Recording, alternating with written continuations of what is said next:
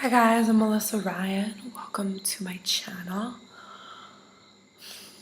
I want to talk about travel today, and I do want to preface it with saying I tried to make this video before, but I felt it sounded a little bit. I'm talking about travel. Besides writing, travel pretty much runs my life. And I can realize how uppity that sounds. I know that because I have a younger sister who traveled before me. She traveled the way I wanted to travel. And I remember when she started traveling, I was married.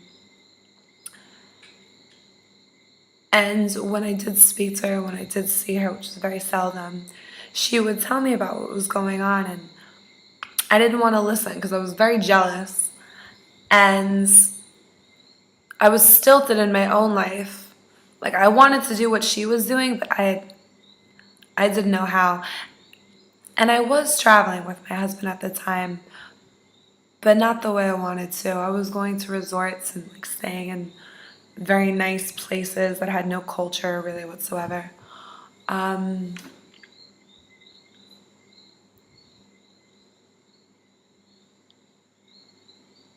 sister is a special person.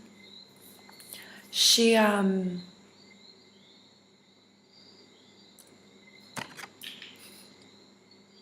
of the things that really stand out to me about her is when we were young. She's only like 2.5 years younger than me. I have a lot of memories of her. And she was wild. She still is, she's wild. And she was always doing things and she knew things and she had this innate sense of confidence. She was very inspiring to me, and it was also a lot to deal with almost being an older sister because I felt like it's my obligation to set or like the standard or be a role model, and really I followed her a lot. I'm not sure if I spoke about this, but I solely got on a roller coaster just because she was. I was so scared, but I remember thinking so solidly, if Lindsay can do it, I can do it. And I think that now, like people who have done things that I want to do, I'm like, if they can do it, I can do it. And I say that to people too. If I can do this, you can do that. So let's talk about travel, because I travel a lot. And I know so many people do not travel and they want to. Sometimes they lie and say they don't want to, but I know them well enough to know that it's a huge lie.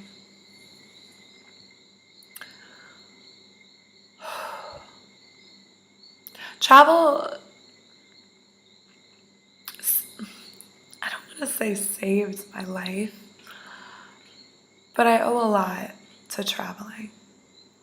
I I mean, I never really left the country with my family. I took my first out of country experience when I was 20, possibly 21. I went to London. Then I married a Londoner and moved there. And me and him traveled a lot together, and I saw a lot of beautiful places. I went to a lot of gorgeous, beautiful places. And it opened my eyes. But like I said before, it was in a very structured, I want to say small-minded way. When I first went to London with my friends, there was an itinerary for every day. You know, the hours were booked. I was with some parents who were there and we were going on tours, and it was me just being like, okay, I'll follow you. I'm just happy to be here. When I was with my husband, there was a lot of resorts.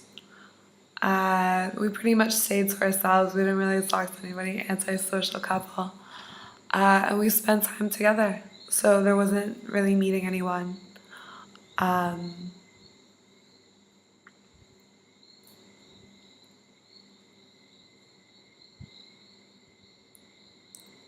I did leave my husband's and I moved to New York City. And when I did, I was pretty sure I was going to be like set and happy. Like, of course, I would travel, but I mainly just wanted to get away and go back to New York City because I love New York City. And I was living there before I had moved to London, and I had friends there, and I thought it would be great. And when I moved to Manhattan, I fell into the deepest depression of my life. It was so sad. I was so sad. And I mean, I even went on a trip to Hawaii.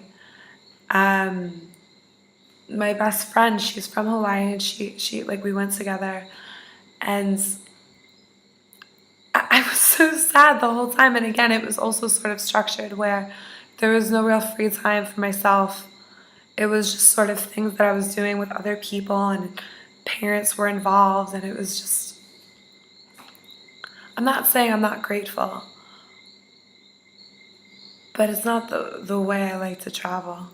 And I realized that when I did decide that I was going to travel and I was going to travel by myself and I was going to live that way because I found it so stupid. This is me. I know a lot of people find stability in having a home, like a place that doesn't change. Family members have really questioned the way I live, but personally, I find it extremely limiting to stay in one place for the majority of your life. I love I love change.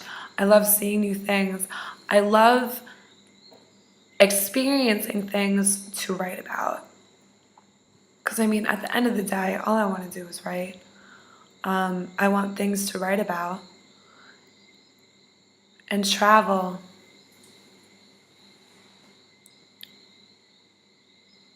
Before I decided to start traveling on my own, I was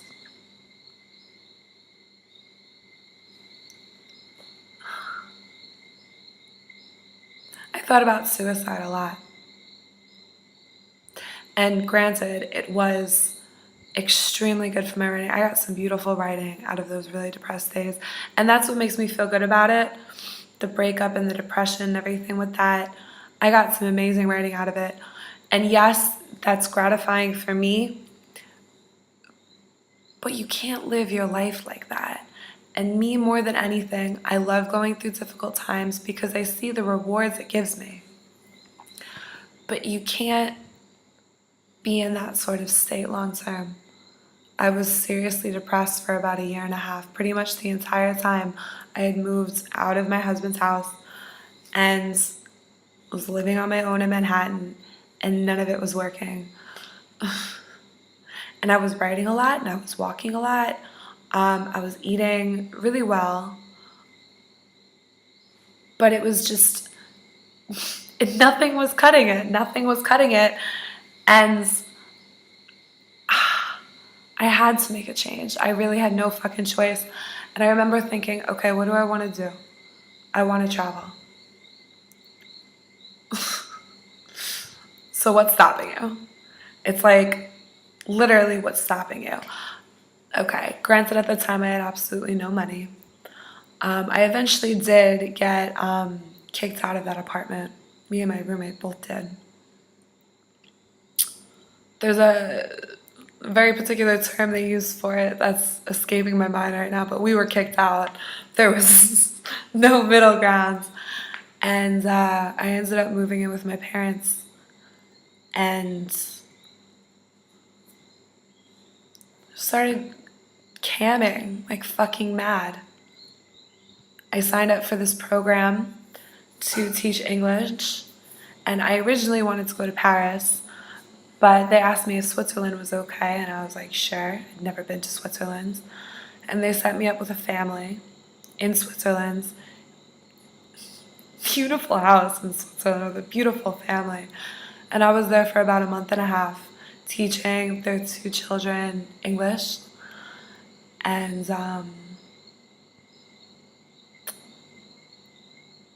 I knew it right there I wasn't going back to America. I mean, eventually I had to, but I wasn't leaving when that program was up.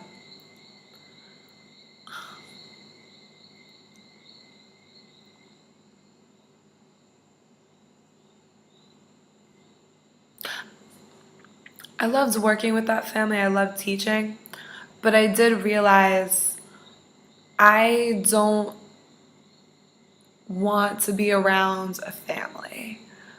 I don't really want to be around anybody. Um, Straight from that place, I ended up traveling with this guy that I met, and it was actually really fucking cool dating him because he was really into motorcycles, and we would go all over the Alps to Italy, to France, on his motorcycle, and it was so fucking exciting and so much fun. And that lasted for about half the summer.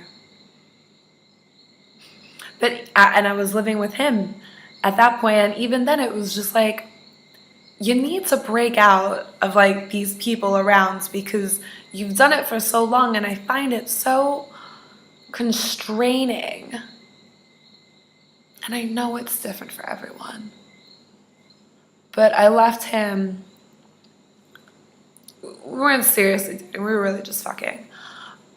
I got on a train and I took myself to Amsterdam. And I booked myself a place in a hostel. And I had no internet there. And it was one of the best trips I took in my life. I remember it so clearly.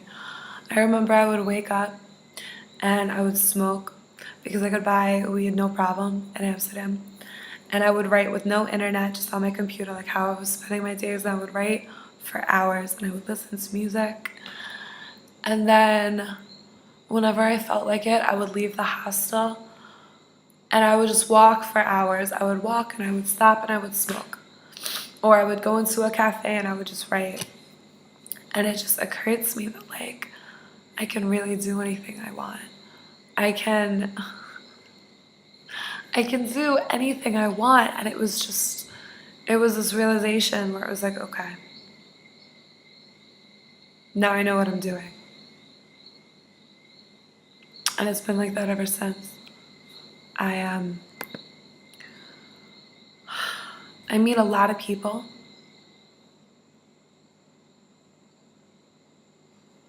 Some people, they want to come.